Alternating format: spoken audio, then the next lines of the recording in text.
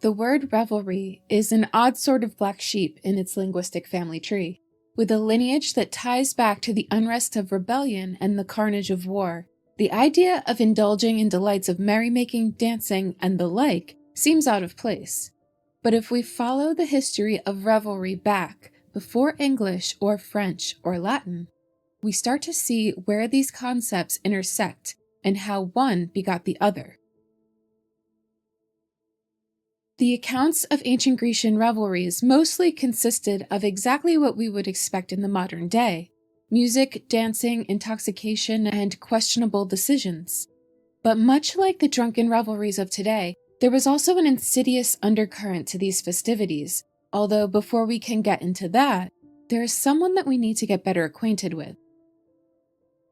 For me personally, it is difficult to extricate the concept of revelry from the Greek deity Dionysus, who, of course, is the rather infamous god of both wine and revelries. His festivals were known for the above-mentioned carousing and various other NC-17 debaucheries, and though there was certainly imbibing going on during these festivals, the god himself was said to have been able to intoxicate people at will, sending them into states of euphoria, mania, rage, and even sloth. And in this inebriated state, whether it be caused by drinking wine or simply by the god himself, those at his whims did not necessarily behave as upstanding citizens. They were loud and bawdy and quick to anger, and furthermore quick to act on their anger. The internal conflict between what society generally considered to be right and wrong was neutralized.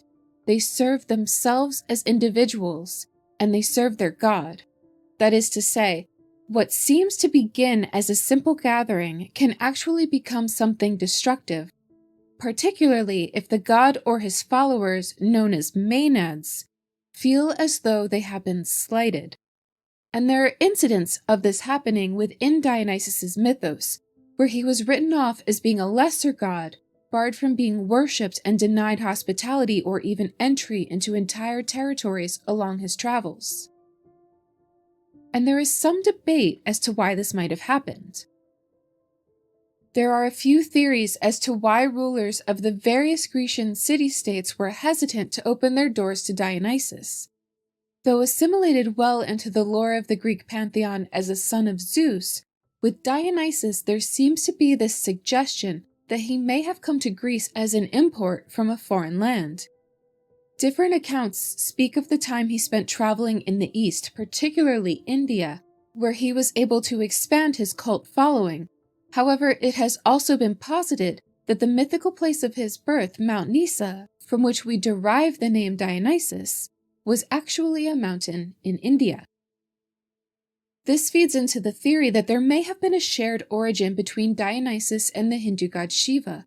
Both gods are associated with snakes, bulls, phalluses, and specific mountains, but they also share other similarities. For example, Shiva has been known to keep a small hand drum with him, not unlike the tympanon used by Dionysus's followers during their revelries. Additionally, Shiva has been known to carry a trident, which can mimic the thyrsus, a kind of staff which is a popular piece of Dionysian iconography. However, the god also has strong ties to the Egyptian pantheon, being closely linked with Osiris, as both gods are considered to be twice born. One version of the story sees Dionysus's mother, Semele, a mortal woman, dying at the sight of Zeus's true form, specifically by being struck by thunderbolts, and Zeus sewing the baby into his thigh until it is ready to be born for the second time. And in another telling, Dionysus is torn apart and eaten by the Titans at the command of Zeus's wife Hera, only to be brought back to life by a Titan named Rhea, who is known for being the mother goddess of the Greek pantheon. This more closely coincides with Osiris's rebirth story, where he is cut into pieces by his brother Set and resurrected by his sister wife, the goddess Isis. Now, aside from being affiliated with foreign gods, Dionysus was thought of as being an outsider due to his iconography. He was depicted with exotic animals like elephants, lions, and especially panthers or leopards. The big cats show up in artistic renderings as leading his chariot, and as pelts used as clothing for the god and his followers. All of this is to say, although Dionysus was a popular god in the Greek pantheon, there was an underlying distrust for him, and while that very well could be attributed to xenophobia, there is another possible explanation. The Dionysian cult was considered to be one of the more obscure religions, so much so that their rituals were actually referred to as the Dionysian mysteries. And it is interesting that this religion remained so shrouded in secrecy because it harkens back to our coverage of the Bona Dea of ancient Rome, which we spoke about in our episode covering the word fauna. Much like Rome's good goddess, the majority of Dionysus's followers were women. Thought of as second-class citizens, if they were even considered citizens at all, the women of ancient Greece were generally not afforded the same rights and freedoms to the men of their society. They lived heavily restricted lives, with little agency, and with major life decisions being dictated by their husbands or male family members. And yet, women played an important role in the Dionysian festivals, and featured prominently in the rituals, whether that be dancing, carrying the baskets of offerings to the god, or even taking part in a symbolic wedding with Dionysus himself, a ceremony which was only ever witnessed by women. And as with the Bona Dea, without male authors being permitted to partake in or even witness the Dionysian rituals, there is little documented evidence of what went on. And it may sound odd that so many women were able to escape these societal norms, going out on their own and engaging in not only worship, but revelry, orgiastic rites, and quite bluntly, carnage. But it seems as though attempts at resistance to Dionysus's charms may have been futile. If women did not dedicate themselves to the god freely, or if he were denied their devotion, Dionysus would cast out his power, putting the women under a frenzy which could not be contained. The women would flee their homes and families, head for the mountains or forests that they had been called to, and under his influence, they became Maenads. Maenads, or Bacchantes from Dionysus's Roman counterpart Bacchus, are commonly viewed as the zealous worshippers of the god of wine and revelry, and have a special niche carved out in Greek mythos. Originally, they were thought to be the nymphs of Mount Nysa, to whom Zeus entrusted the care of the infant Dionysus out of fear of what his wife Hera may do in retribution for his infidelity with Dionysus's mother, the mortal Semele. However, so a version of the myth goes, when Dionysus came of age, he set off to see the world and brought back followers from all corners.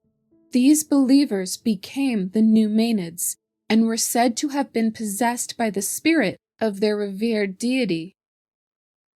In some tellings, all Maenads were madwomen, even the nymphs who raised him. In fact, the word Maenad is a Latin derivative of the Greek manestai, meaning to be mad or to go mad. This stems from the Proto-Indo-European root men, meaning to think, which is indicative of words that reference states of mind or thought. And we can find this root hidden away in many common words, such as amnesia, memento, and reminiscent, to name a few, but we can speak more about that later. Often depicted unbound, garlands of ivy in their hair, in cloaks of fawn skin or panther pelt, and barefoot in the woods, their appearance illustrated the wildness and oneness with their god. Dionysus's priestesses were also commonly shown wielding the above-mentioned thyrsus, a staff of fennel capped with a pine cone which mimicked the one carried by the god and was meant to symbolize his role as the god of fertility. But as outlandish as their appearance was, their behavior was just as feral. Euripides the Bacchae offers us some insight into the mythology surrounding the Maenads. In the play, Pentheus, king of Thebes, a cousin to Dionysus through his mother's bloodline, would not allow the god admittance into his city, and as an act of retribution, the Theban women were sent into a frenzy, escaping the city to become Maenads in the wilds of the surrounding mountains. There the women were found languorously resting on oak leaves and pine boughs before being stirred by the lowing of a shepherd's cow, at which they sprung to life. And it is here that we realize not only is Dionysus arousing euphoria and hysteria within his followers, but he is endowing them with powers. A thwack of the thyrsus on the ground and wine springs from the earth. A scratch at the dirt and a stream of milk bubbles to the surface. The staves spill rivulets of honey, and the women themselves teem with a strength unknown to their men. Where the nearby shepherds ducked and hid, their cattle were left in the open, set upon and pulled apart by the bare hands of the Maenads. And this isn't an isolated incident. The end of the play sees Pentheus himself being torn to pieces by the raving women, his arm wrenched out by his own mother. In a different myth, we find another well-known victim of the Maenads, the legendary figure of Orpheus. Son of a muse and prolific with a lyre, he famously journeyed into Hades in hopes of bringing his beloved Eurydice back from the underworld, only to have her snatched away just before reaching the surface. He is also known for accompanying the Argonauts on their voyage, and his masterful lyre work saved them from the Song of the Sirens. Orpheus was torn apart by the Bacchantes for preferring to worship Dionysus's half-brother Apollo, but his decapitated head still sang as he floated to the island of Lesbos, where the oracle of Orpheus was established. However, Apollo himself put an end to the Orphic oracle when it became more famous than his own oracle at Delphi. Given the cult's body count, it is not difficult to see why some people would have been a little bit suspicious of their presence. With their zealous devotion to the god of wine, the light-hearted merriment of revelry can begin to seem far more insidious. And it is not exactly subtle that the influence of the god tends to imitate the influence of wine itself. As the Maenads drank, and they drank quite a bit, they became uninhibited, surrendering themselves to music, dancing, and promiscuity, but they were clearly short-tempered as well, becoming belligerent menaces, the word menace also stemming from the root men that was mentioned earlier, which is where we derive Maenad from. But we're not talking about menace, we're talking about revelry, so let's get back to the story. Revel was first used as a noun in English in the late 14th century, and was derived from the Old French revel or resvel, meaning entertainment or revelry, this coming from the verb rebeller, which is to make merry or to be unruly or disorderly. This form of the word is taken directly from the Latin rebellare, meaning to revolt. And this switch between the sounds B and V is actually somewhat common, whether it involves a spelling change or simply the pronunciation of the word. There are countless instances across multiple language families of the letter B being softened into a sound that is more fricative, or a consonant made by the friction of breath in a narrow opening, producing a turbulent airflow, which would align with the pronunciation of the letter V, as opposed to how B is typically used in English, which is considered to be more of a plosive sound, or a consonant produced by stopping airflow followed by a release of air, meaning that this transition from rebel to revel is just one of many examples. Generally speaking, in Spanish, the letters B and V are indistinguishable when spoken.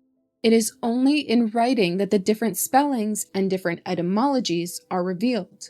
We can also find this connection in other unrelated languages, such as Japanese, which does have characters representing a B sound, but none officially representing a V sound. Instead, their B syllables are softer and more like a combination of the two letters. There are also instances of this association of B and V in Semitic languages, with the expression of the Hebrew letters bet and vet showing their connection by sharing very similar pictographs. The Greek alphabet is also descended from the same source, though tailored to suit the phonetics of a non-Semitic language.